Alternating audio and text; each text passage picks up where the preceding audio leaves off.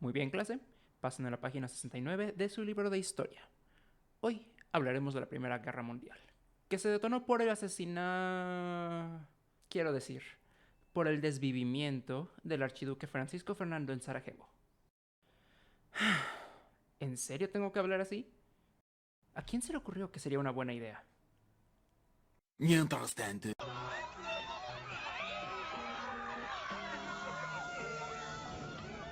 ¡Lo logramos, Patricio! ¡Salvamos la ciudad! Imagínate qué hubiera pasado si no hubiéramos alertado a todos sobre el monstruo. ¿Sobre el qué?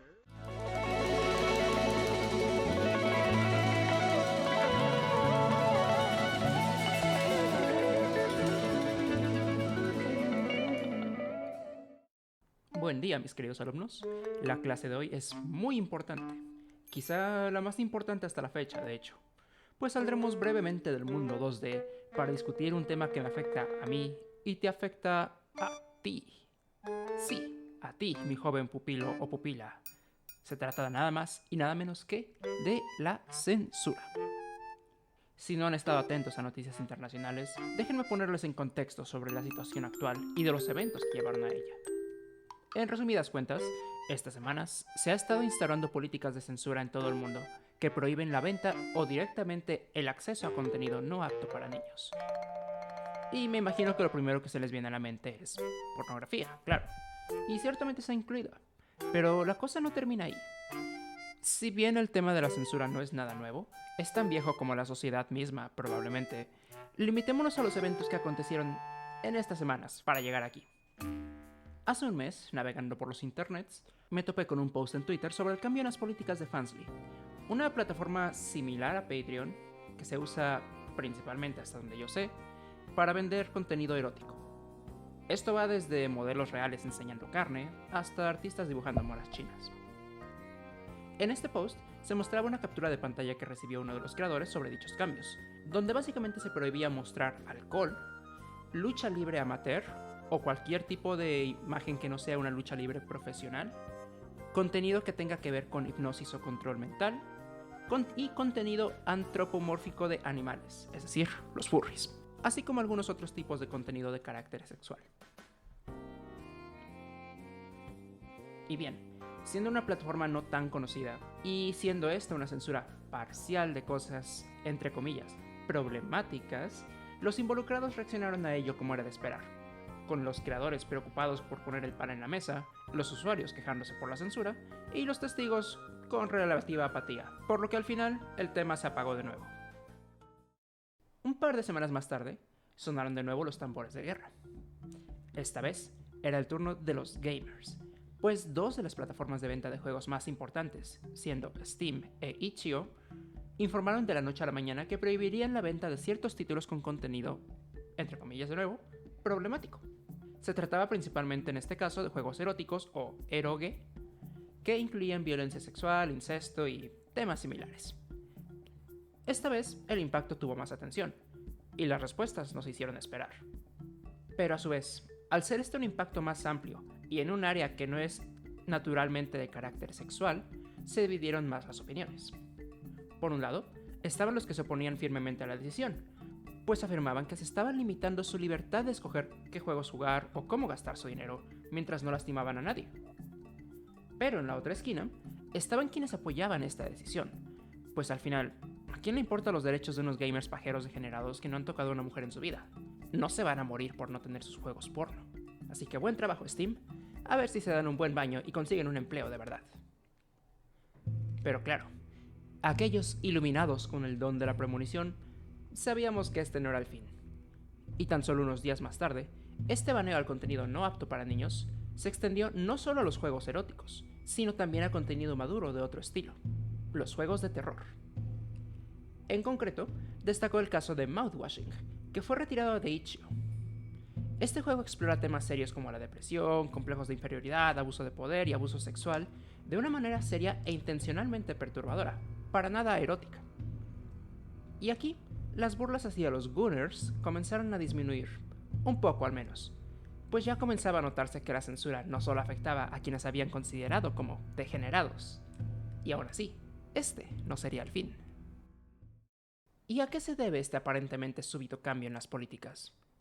Pues los culpables, al menos de tirar el gatillo, son las plataformas de pago Visa y Mastercard, aunque PayPal no se escapa por ahí, que tienen básicamente un monopolio en las plataformas de pago internacionales y decidieron presionar a Itch.io y a Steam a remover los juegos mencionados para poder seguir usando sus servicios. Pero, ¿por qué hicieron esto? ¿Acaso la señora tarjeta maestra se despertó con ganas de enojar a los pervertidos? Me temo que no, aunque tampoco es que sean libres de culpa. El autor intelectual de esta jugada se encuentra en un lejano continente, en la tierra de las arañas y canguros, Australia. Se trata del movimiento Collective Shout, una organización antipornografía que el 14 de julio publicó una carta donde exigía a estas plataformas de pagos hacer justo lo que hicieron: presionar a sus clientes a remover contenido no apto para niños de sus tiendas. Hablaremos un poco más de ellos más tarde, pero lo que tienen que saber es que son básicamente la esposa del reverendo Alegría de los Simpsons. ¡Oh! ¡Alguien quiere pensar en los niños, por favor! Y todo este caos por la censura de las plataformas de pago se juntó con otro fenómeno en paralelo, pues unos días más tarde, en Reino Unido, entró en vigor el Online Safety Act, aprobado en 2023. Una ley que básicamente autoriza al gobierno británico para bloquear registros online de cualquier material ilegal o que, entre comillas, ponga en peligro a los niños. ¡Alguien, por favor, quiere pensar en los niños! Y si bien ya estaba cantado desde 2023, no fue hasta este año que comenzó la implementación como tal, con diversas plataformas bloqueando contenido maduro, exigiendo que los usuarios registren sus nombres y datos biométricos, como su cara, para acceder a este tipo de contenido. Y estas medidas o restricciones de contenido aplica a páginas pornográficas, sí, pero también a Twitter, Spotify, YouTube y Wikipedia. ¡Wikipedia! Hazme el favor. Y esta es la situación en la que nos encontramos. Hasta aquí mi reporte, Joaquín. Y vale, este es el contexto, o al menos parte del mismo. Me imagino que ya tendrán sus opiniones si es que no las tenían ya. Pero siendo un tema tan importante, es preciso asegurarme de que entiendan bien la magnitud y riesgo que representa este tipo de censura. Como dije antes, es fácil desestimar la importancia de la libertad de expresión en estos casos, pensando que solo afecta a pervertidos y pajeros. Pero basta con saber un poco de historia para saber que la cosa nunca termina ahí.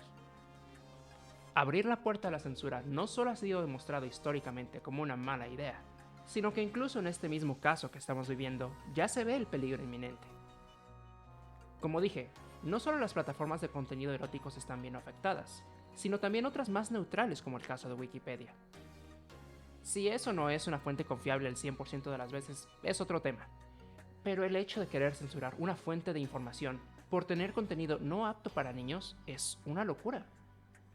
Y también está el caso de Twitter, donde imágenes o noticias de lo que está sucediendo en la Franja de Gaza, por ejemplo, se consideró como contenido no apto para niños en el Reino Unido, y por lo tanto se restringe el acceso hasta que demuestres que eres mayor de edad. Por ahora, hasta que el gobierno decida cambiar la medida, por supuesto. Y bueno, por si no lo saben, el conflicto en Gaza es un tema complicado y serio. Ciertamente no es apto para niños ver la clase de horrores que están viviendo las personas de Gaza, donde el Estado de Israel está cometiendo un genocidio desde hace 2 años. Bueno, desde hace muchos más en realidad. Pero el punto es que el hecho de restringir esta información, con la excusa de proteger al país de los terroristas o a los niños del sexo, debería preocuparnos a todos. Porque sí, Reino Unido, Gaza o Estados Unidos suena a lugares lejanos quizás, pero nadie está exento. Tan solo este año en México se aprobó una reforma a la ley de telecomunicaciones, que si bien iba a ser más agresiva inicialmente, aún así le da bastante control al gobierno sobre los medios digitales en, entre comillas, emergencias. ¿Quién define lo que es una emergencia? Probablemente el gobierno. Y bueno, no estamos en riesgo inmediato, que no panda el cúnico. Pero esto sí abre la puerta a más vigilancia y censura a todos los ciudadanos. Nuestro mundo no es family friendly. Los niños tienen derechos y deben ser protegidos, pero el acceso a la información es importantísimo, y el riesgo de que un niño vea una boobie o un pito no es nada comparado con el riesgo a que un gobierno pueda reprimir la información que no le conviene que el pueblo vea, o callar las voces en desacuerdo con él. Cosa que ya hacen sin que les allanemos de más el camino para ello. Y algunos todavía pensarán que el que nada debe, nada teme. ¿Qué te importa que te vigilen si no eres un terrorista, pedófilo, violador, narcotraficante o un degenerado? El problema, incluso si no crees en el derecho innato a la privacidad, es que tú no decides quién es juzgado así. Porque no fue hace muchos años que cualquier persona homosexual se consideraba automáticamente un pederasta. O, más reciente, que hablar y abogar por el sufrimiento de Palestina te hace proterrorista. Como dice aquel famoso poema en la Alemania posguerra. Cuando los nazis vinieron a llevarse a los comunistas, guardé silencio, porque yo no era comunista. Cuando encarcelaron a los socialistas, guardé silencio, porque yo no era socialista. Cuando vinieron a buscar a los sindicalistas, no protesté, porque yo no era sindicalista. Cuando vinieron a llevarse a los judíos, no protesté, porque yo no era judío. Y cuando vinieron a buscarme a mí, no quedaba nadie que pudiera protestar.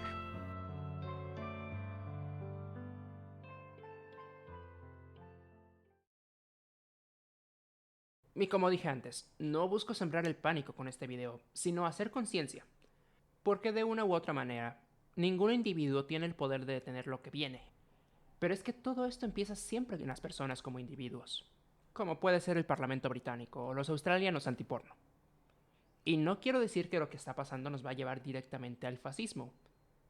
Aunque... En fin, veámoslo a una escala menor, en el terreno que es mi especialidad, el mundo 2D.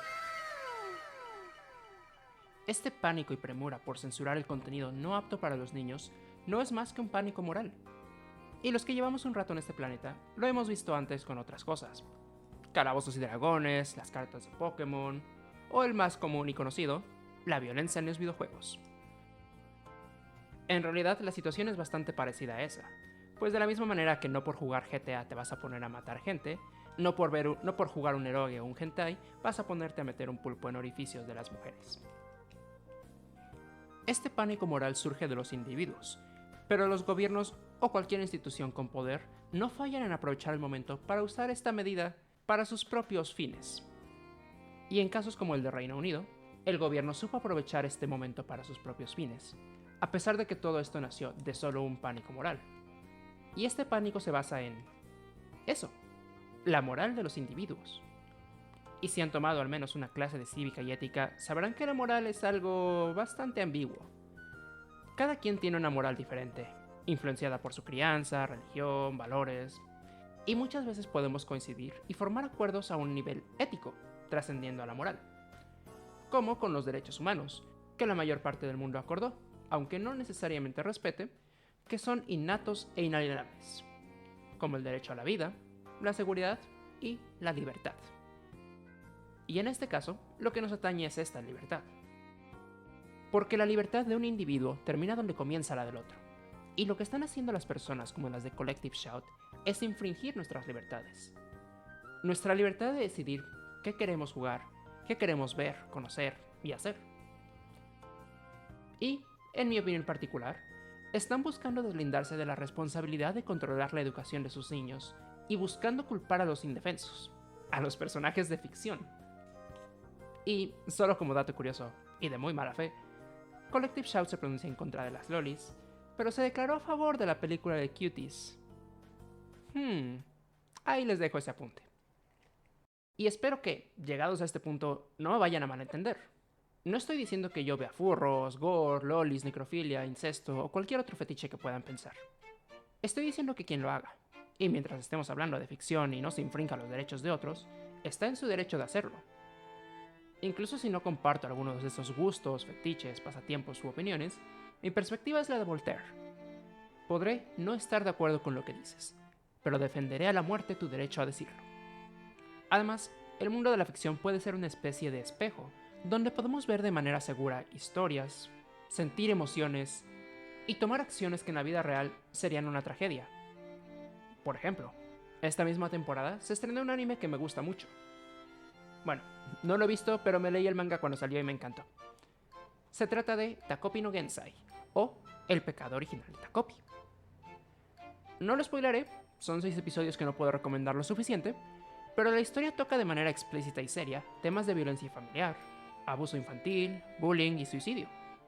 Temas que un niño pequeño probablemente no deba ver, al menos sin una guía parental, pero que millones de niños terminan viviendo en la vida real, lamentablemente. Pero es justo por eso que, con mayor razón, esta clase de historias deben existir, deben verse, deben escucharse. En la lección de hoy ni siquiera alcancé a tocar puntos muy importantes, como la estigmatización del trabajo sexual, la regulación y riesgos de este, los problemas de ciberseguridad que conlleva darle datos biométricos a una compañía o al gobierno mismo. En fin, este es un tema extenso que quizás cubra otro día. En conclusión, yo creo que en este mundo nos hace falta más tolerancia, y el caso de la censura es solo un ejemplo de ello. Porque si al final piensas que quien ve material inmoral es un pervertido, un degenerado o un perdedor, lo que tú quieras, estás en tu derecho de hacerlo y decirlo. Pero lo que no es tu derecho es restringir la libertad de los demás a ello.